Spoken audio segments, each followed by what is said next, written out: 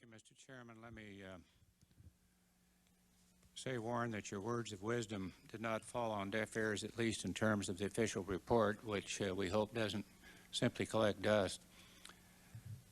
We have your report, preparing for the 21st century, the Cole report, which just popped out here about, a week ago, the Jeremiah report, the CSIS, Defending America in the 21st Century, the Gilmore Commission on Terrorism, and the Bremer National Commission on Terrorism, and the Odom study, which was back in 1997.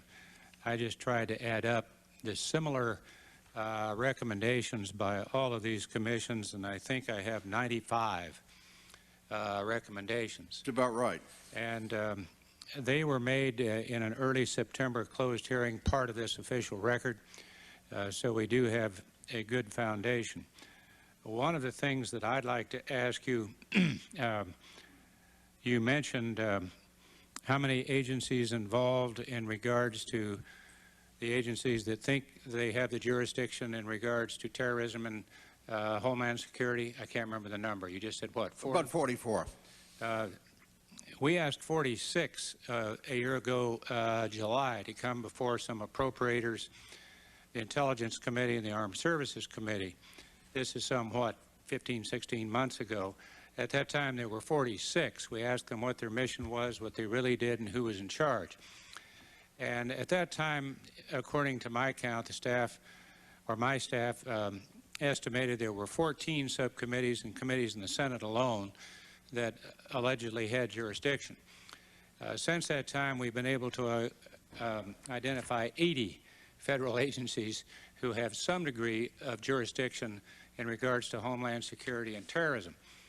And I'm not making this up. According to the leader, Tom Daschle, and also Trent Lott, or the leadership, there are 88 subcommittees and committees now that feel they have some jurisdiction.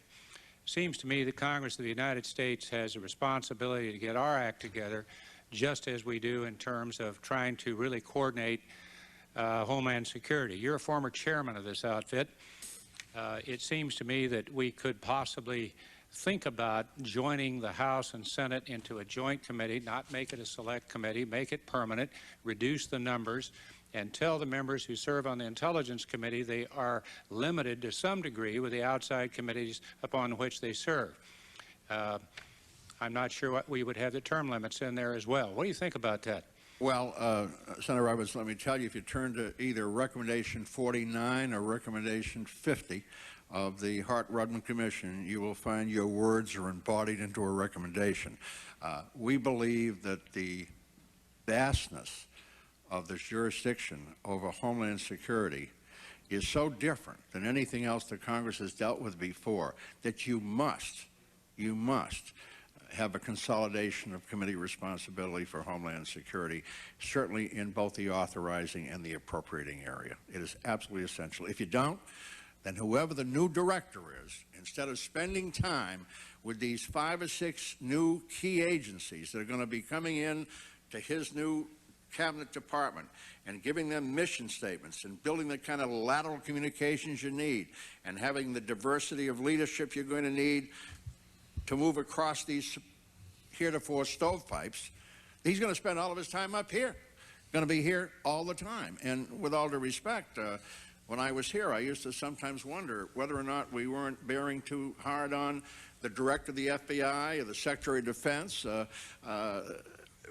These people have to spend so much time up here. Well, a lot of it's necessary. After all, the oversight comes from the Congress, and I understand that. But in Homeland Security, unless you adopt some sort of a different plan with the House and the Senate either jointly or each having 1 or 2 committees, I frankly think you're going to really cause enormous problems, not only time problems, but frankly, there's going to be a difference of opinion amongst all these committees about how certain things ought to be done.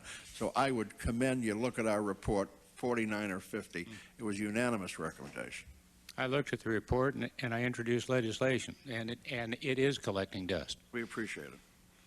As a matter of fact, Senator Roberts, I would thank you. You were one member of Congress amongst 5 or 6 who came to the press conference in in January 2000, December, to when we announced that report.